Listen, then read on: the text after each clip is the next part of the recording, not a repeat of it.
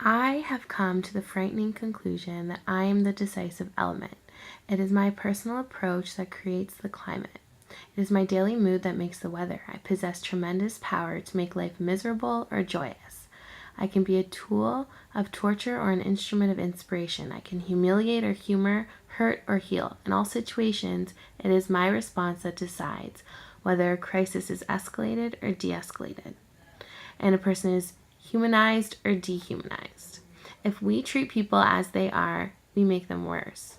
If we treat people as they ought to be, we help them become what they are capable of becoming. I've been asked to respond to this philosophical statement about the climate that we set every day as teachers in our classroom, and that somewhat maybe frightening possibility that we are the decisive element in how the day goes and how a student's day will go. I'll be really simple.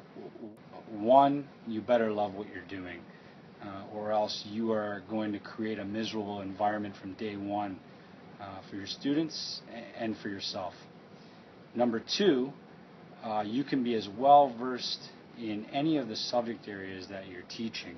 It really doesn't matter. In the end, it's the climate, the relationships that you set every day in your classroom that will be the greatest accomplishment. Those are the things that you're going to feel best about at the end of the day. Teaching a great lesson, that's great. Reaching kids on a level beyond the curriculum, on a personal level, those are the things that are going to make your month. Okay, so upon reading the quote with regards to duties and responsibilities of a teacher, I'm a big believer in accountability of your climate that you're in or the environment that you're in.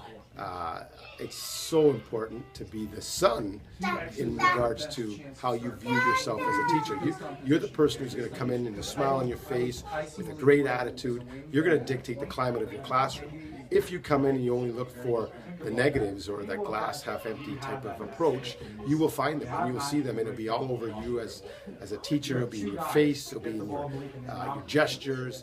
When you have somebody walk into a room, whether it's the student or whether it's the teacher in the front of the class, you can see what their mood is like.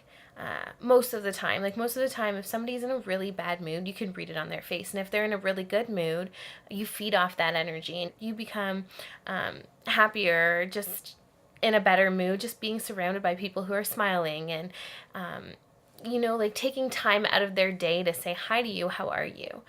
Which leads to my next point. I really think being a good teacher relies on the relationships that you develop with your students. You need to treat every single student as an individual and have an individual relationship with all of them. Let them know that you care. Teachers are meant to improve the lives of students. We're there to teach, we're there to support, we're there to guide, we're there to encourage. And yeah, that is frightening. I mean, those statements are so true, so powerful, but as teachers, we definitely have I guess that influence over our students. And on one hand, you think about it and you think, wow, what an amazing opportunity to have a career where you can have such a positive influence on students. But at the same time, you look at that and you think about the responsibility that comes with that. And you think, wow, what if I slip up or I have a bad day, a bad class? And you think about, oh my goodness, I could have a negative effect on these students. So for starters, I absolutely love this quote, and I completely agree with it. It's up to us to set the climate within our classrooms. It's up to us to show our students that we believe in them, and it's up to us to make the classroom environment an enjoyable one for the students. Just think back to a teacher that was miserable and didn't set a fun, welcoming environment for the students. Nobody wanted to be there. Nobody wanted to be around the teacher. Versus thinking back to my favorite teachers in the past, it was always the ones that had this welcoming environment and such a loving, caring environment within the classroom. I would tend to agree with it. I would say that a parent, a teacher, a coach, a boss, indirectly or directly has power to affect people's decisions, people's moods, people's opinions. In my experience as a coach, I've walked into the gym and been able to set the tone, whether it be my mood, whether it be my actions, whether it be my demeanor. As for the students or athletes that I've had opportunity to coach, you tend to push different buttons with different athletes. Some athletes can be pushed harder and will become better and stronger athletes and are accepting of that. Some athletes need to be dealt with in a less aggressive or in a less straightforward manner, and you get results. Different people react in different ways. The goal always, teacher, parent, boss, coach, is to always get the best out of their student, out of their child, out of their employee, out of their athlete. Also, I really like where it says, I can be a tool of torture or an instrument of inspiration. I can humiliate or humor, hurt or heal. I think that is extremely true. I don't really think that we realize how much of an impact that our words or actions have on other people. I know it reminds me of this video that I watched online. There's actually a video about a teacher in a classroom who started his day off every day giving high fives and giving compliments to each individual child in the class. And he saw that it just had like crazy results in the way that the kids, respected themselves and the self-confidence that they had in themselves. Also, he noticed a huge change in each child's behavior on, just how they interacted with one another. They were constantly giving each other compliments and giving each other high fives when they saw that someone else did something good or got a good grade or achieved something in the The part of the quote that says we have the power to humanize or dehumanize students. And I just wanted to put things into perspective that I'm sure there has been situations in everybody's life where you may have done something in the moment which you just wish hadn't happened. Even if you raise your hand and answer a question and afterwards you realize that that probably wasn't the best answer or it didn't come out the way you meant it, how would we feel in those situations if we did things and then we were made fun of, if we weren't, patted on our back for trying?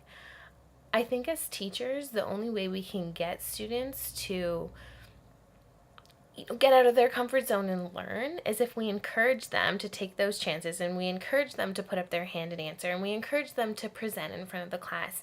And, we make every single one of their efforts valuable and we thank them, we support them. I just always fall back on the golden rule, and I really truly believe that you have to just treat every student that's sitting in front of you the same way that you would like to be treated.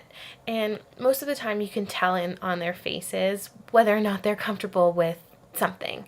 And if they're not, I think that we need to reevaluate the situation, whatever the situation may be, and just make sure that the classroom that we have in front of us is the most comfortable environment possible in order to allow our students to learn. The quote or the statement talks about, being frightened about the possibility that you're that decisive element in a student's day. I don't think that's frightening. I think it's a challenge, but I think it's be passionate about that you have that opportunity. And if you're passionate about that, you're gonna do some really great things that I don't think a lot of other jobs or careers have that opportunity. I think we have to be very careful because we are molding the future, and it's how we treat our students, and the way we treat them is the way they're going to treat their peers. So we have to give students what they need to become successful adults. And you just have to be very careful what you do inside the classroom because they're going to mimic and copy everything that you do. So as teachers, we need to be molding them to be successful. I have the power to control, to inspire, humor, educate, and comfort, and make all the decisions in my classroom, including the discipline. My students are treated like all people should be treated. They are taught to respect one another and to treat everyone as they want to be treated I've themselves. been teaching for over 12 years now. I think about how we're so reflective, and sometimes we are our own worst critics, and we kind of ignore the successes we have, the things we do well for students. Some of those particular students that you can think about, years later, and you think, wow, did I do enough for that student? That student was going through a tough time in their life. Did I reach out enough for them? And sometimes we don't celebrate the successes enough, but rather we focus on what sometimes I say, oh, I failed that student, or I failed that boy. In reality, I didn't fail them, but maybe I didn't reach that particular kid. And so as I read those powerful lines in that quote, I think, sometimes we're the hardest on ourselves because we want to reach every single kid and do well. Students need to know sometimes that they're doing the right thing. I mean, if they're not being told that, then there's chances that they might not do that action again. Like, everything falls back on reinforcement. So if you can obtain a classroom where you're constantly giving reinforcement to let the students know that they're doing a great job, then they're going to remember those things, and they're going to continue to do those things, and they're going to remember that you're the voice that told them that those were good things to do. Okay, so when we're praising students, we're helping them become those people that they need to be and that they're capable of being. Okay, and if we just sit back and kind of let them act whichever way they want to, they're not going to change and they're not going to improve. Kids are young and they really, really do look for guidance and support from adults. And I just think that looking back when I was a student, I really did appreciate what adults had to say. And I really did look for not necessarily justification, but support that somebody else had faith in me, and it helped me believe that I could do something. We as teachers have an obligation and responsibility to look not at what students currently are, but what they can become. And I think that's certainly much easier said than done, but it certainly is a tremendously powerful thing when teachers realize exactly the potential of a student. But even as powerful as that is, I think it's way more powerful if we can actually get the students to realize their potential on their own.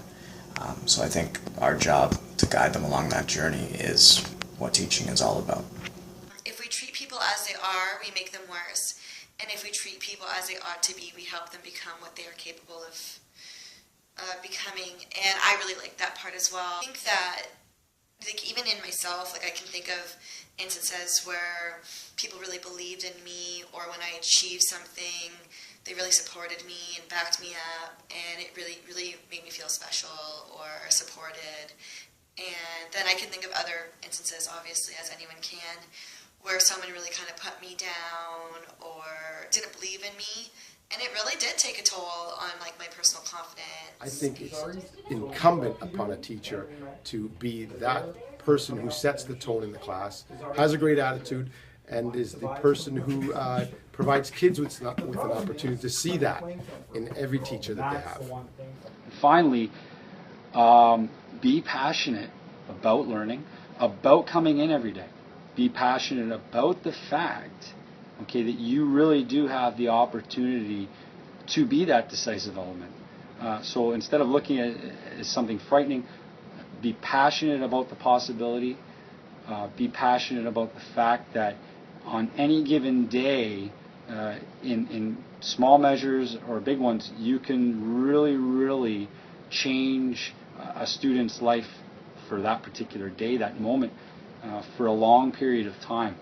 And I can't say that there's a lot of careers or jobs that you get that opportunity on a day-to-day basis. And again, that goes back to you being passionate every day so that you don't miss out on those opportunities. Thank you. My final response is to never underestimate the power that you have over somebody else's thoughts or mood or self-worth, because everything you do and everything you say has an impact on somebody else, and also extremely has an impact on yourself.